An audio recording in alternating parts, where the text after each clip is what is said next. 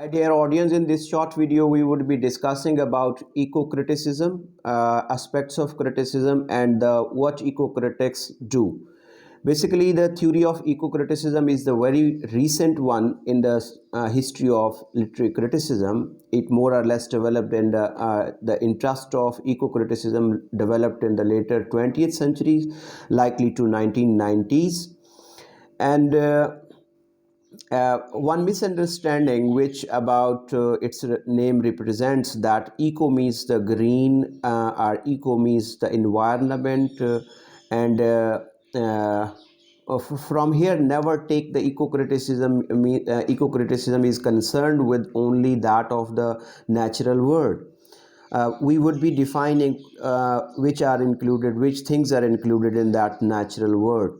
The very obvious things which happens to be that of the uh, uh, eco-criticism is the natural word of the Wordsworth, natural word of Robert Frost, but internal nature, every man has some sort of the instincts which are included in the internal word of the individual, and those internal word are also practiced in the literary fiction, in the literary works as well.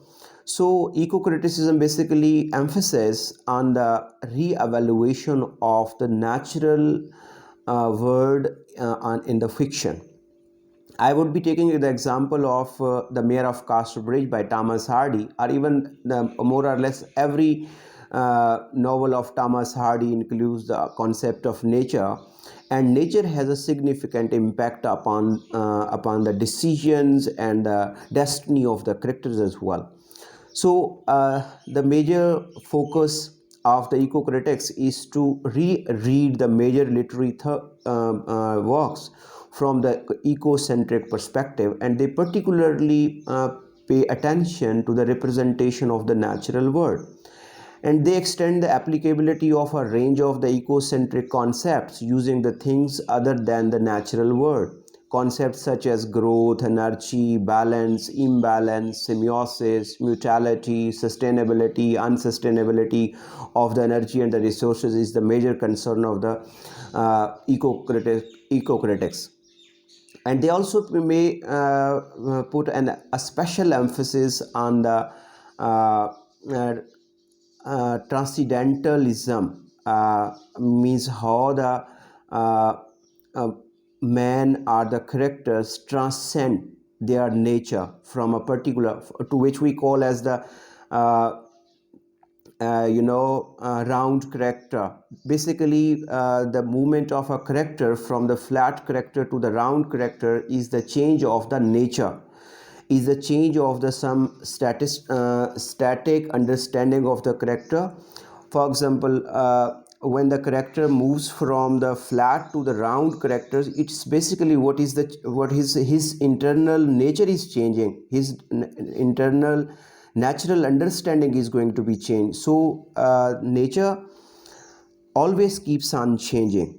So eco-critics considers that nature, both internal and external world, has a significant upon the characters, protagonist and the antagonist as well.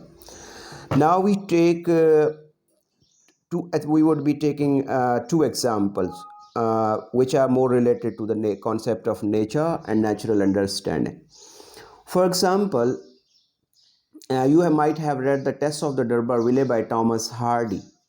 So one is the natural word. Natural word means, I have already defined that natural word never means the greenery, though greenery is important. Greenery of the Wordsworth, trees of the Wordsworth, the sound of the cuckoo of Wordsworth is very much important.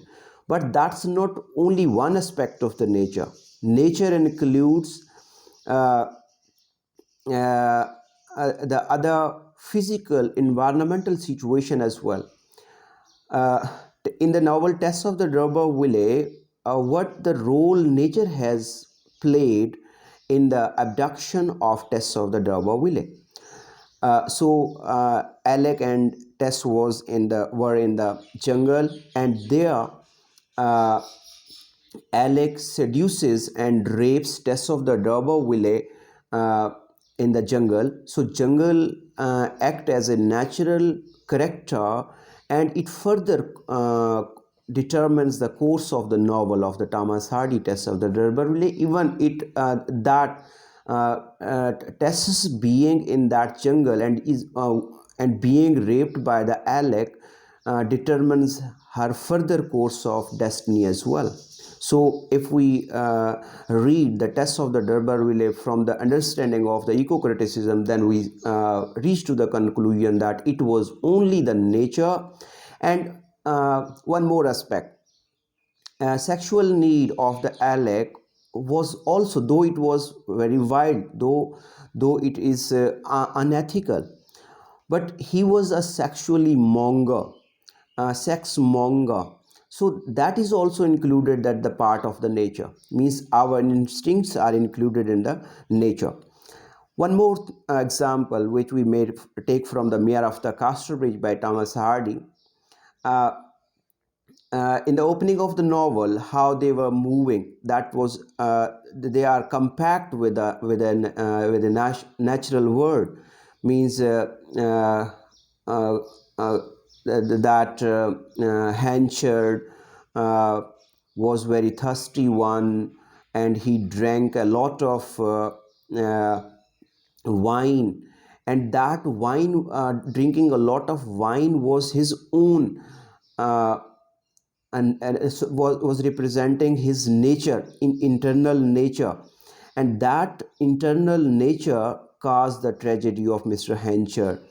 And so greed would be natural, uh, uh, jealousy is the natural, every motive out of which the protagonists are the we people move, that's the natural word. So nature never means the greenery, nature means our instincts as well.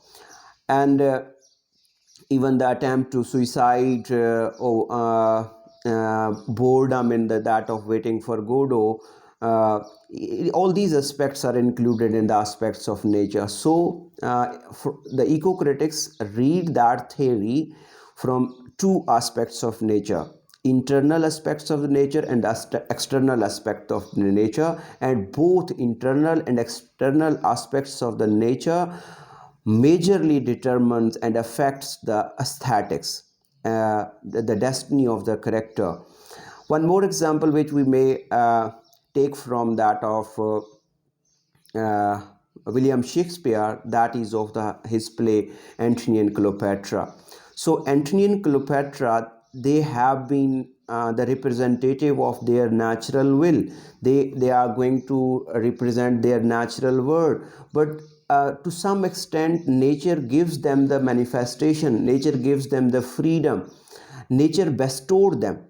For example, if a hero is bestowed with a particular sense of bravery, that is the gift of nature. And that nature at the same time limits as well. What is our natural word? What is our cultural word? That's included in the aspect of nature. Means though I would be making my clarification over here, that cultural determinism is a man-made. Man culture is man-made, but still that is some sort of a manifestation of man's nature. We cannot live without our culture. Culture somehow becomes a consistent codification of our unconscious, and it becomes a natural part of our consciousness and unconsciousness. For example, we cannot move beyond our culture, we cannot overpass our culture. What's the nationalism? Though all our nationalities, our identities are man-made. Someone is the Britishers. He was not a Britisher by birth, by nature, but his identity, his culture nominates, or his culture defines his identity. So this would be the man-made and the natural identity. But this man-made instinct or artifacts of identity becomes natural for us. So we are unable to move beyond our that nature. And So similarly, Antony and Cleopatra, they were representing their own nature. They were bound to move around their nature, but still nature determined their course of action as well. Due to that, natural artifacts they cannot move out. Now, you might ask me that and then every piece of literature which we read is predominantly and more dominantly focused by the nature. So definitely, it's the new interpretation of the literature.